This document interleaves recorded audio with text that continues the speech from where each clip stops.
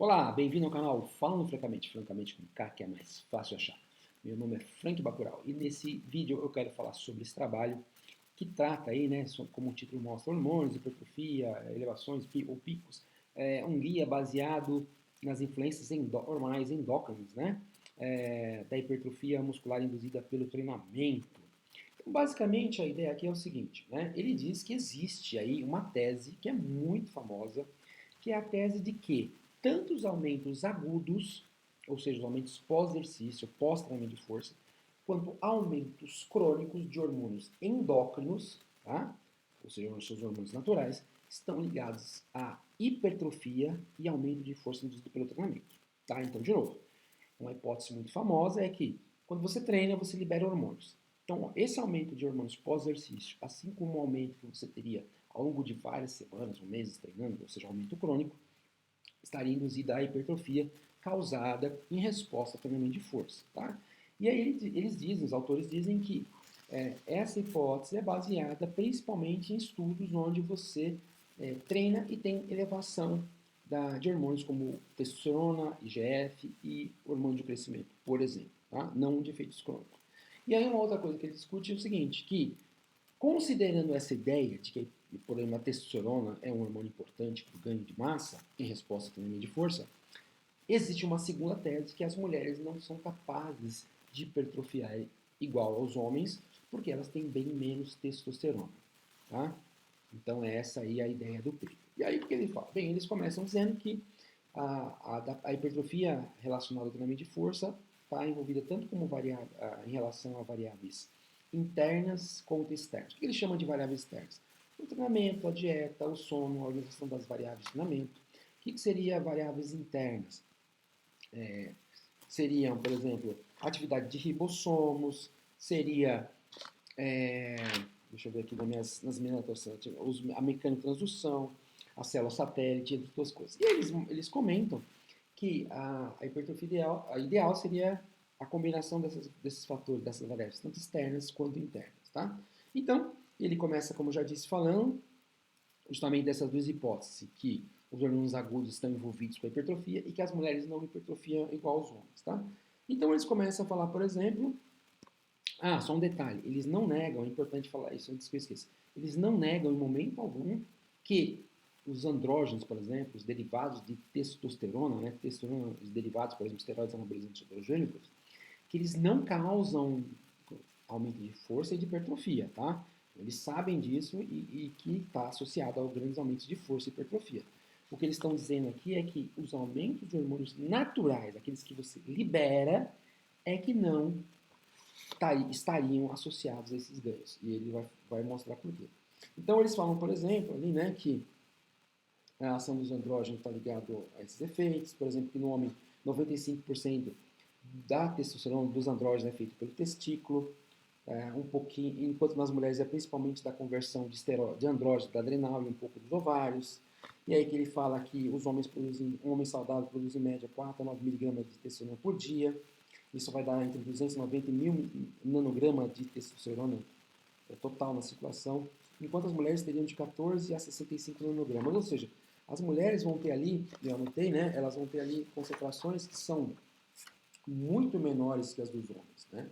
Então daí que vem a segunda hipótese que eu falei, que eles dizem que as mulheres não são capazes de ter uma testosterona tão alta, uma adaptação ao exercício de força tão boa quanto o homem. Que a gente vai ver que eles desmentem isso aqui. Tá bom? Então, eles vão falar lá que os andrógenos estão ligados ao efeito ergogênico, anabólico, anticatabólico, que é um efeito dose dependente. Né? E aí que eles falam que tem efeitos tanto genômicos, mas também tem efeitos não genômicos, eles têm efeitos que não dependem de síntese proteica. Quais seriam esses efeitos?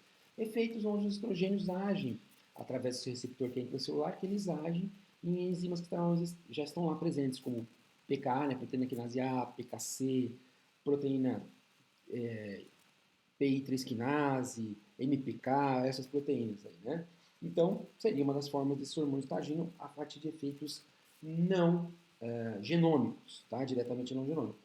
Eles comentam também que existe alguma evidência aí, né, a partir de estudos em animais, por exemplo, ou de estudo de reprodução animal, que parece que os estrogênios estão ligados à preservação de massa, também alguma coisa de progesterona, mas isso é muito pouco estudado. Tanto que aqui, entre as recomendações que eles dão, é que eles não acham que vale a pena a mulher tentar periodizar o seu treino em função das fases do ciclo menstrual. Porque, por exemplo, embora os livros dizem que o ciclo menstrual, digam, né, que o ciclo menstrual tem 28 dias, isso é muito variável. Mas vamos imaginar que a primeira fase do ciclo é uma fase folicular, onde tem aumento de estrogênio, a segunda fase, depois da ovulação, a fase lútea, teria mais progesterona. Então eles acham que, apesar dessas variações, não existem evidências que, mesmo que a mulher tenha síndrome pré-menstrual, isso possa afetar, embora seja muito individual, que isso vai afetar o treinamento de fato e, consequentemente, afetar a hipertrofia. Tá? Então, eles vêm comentando isso, e então aí eles começam a estudar basicamente alguns estudos, né? Então, eles citam estudos, por exemplo, né, um estudo de Wilkinson, que ele fala, onde as pessoas treinaram uma perna só durante 8 semanas, né, então a outra perna não, e aí eles verificaram tanto o aumento de hormônio que tinha agudamente, como depois de 8 semanas. Viram que você teve hipertrofia de fibra do tipo 2x, 22%, fibra do tipo 2A, 15%, que teve aumento de força na perna, na extensão do joelho e no leg press. Mas apesar disso, a relação, o aumento dos hormônios não esteve tão relacionado com isso. Tá? E outra coisa, eles não verificaram também aumento na outra perna, porque só treinaram uma. Na perna contralateral não houve aumento. Tá? Outro estudo, um estudo de US, onde eles verificaram que a pessoa treinava treinamento de força agudamente, aumentar, e aí verificava o aumento de H, testosterona e tal, na flexão do cotovelo. Na verdade, fizeram dois protocolos. Um protocolo que era para manter a concentração basal e outro protocolo para ver a concentração alta, para aumentar mais, porque a carga era mais alta. Não viram diferença na síntese proteica também. Tá? Não viram essa diferença. Então eles vão citando vários hormônios. Agora um comparando homem e mulher também nesse protocolo de alta intensidade para aumentar os hormônios e outro para manter a concentração basal. E eles mostram que apesar do homem ter aumentado 45 vezes mais a testosterona em resposta ao treinamento, em comparação a mulheres, repito, 45 vezes mais concentração de hormônio em relação à mulher após uma hora, as mulheres aumentaram a sua síntese proteica em 2,3%, enquanto os homens 2,7%. Ou seja, não houve diferença aguda. Tá? Aí estudo onde eles avaliaram aí de forma crônica 49 mulheres, né, fazendo 12 a 10 repetições por série durante várias semanas, outras fazendo 20 a 25%, e também tiveram ganho apesar dos hormônios. Tá? Então, eles mostram aquela coisa que, um aspecto interessante é que, apesar da mulher ter concentração de testosterona bem mais baixa que dos homens, aqui, eles mostram que o aumento de testosterona, o aumento de ganho é relativo. Tá? O que significa isso na prática? Que é claro que os homens, como ele tem uma massa maior, fibra maior, etc., ele vai acabar, em termos absolutos, hipertrofiando mais. Mas quando você pega em termos relativos, o estímulo do treinamento é o mesmo. Então eles falam assim, apesar de, por exemplo, os homens terem de 10 a 20%, de 10 a 20 vezes mais testosterona total e até 200 vezes mais testosterona livre, isso principalmente após a puberdade, claro, né? Não há essa diferença. Então o estudo termina, né? Vou terminar aqui, mas basicamente o que o estudo coloca? Que essa tese de que os hormônios que aumentam agudamente após o treinamento de força são responsáveis pela hipertrofia, ela não encontra respaldo na literatura.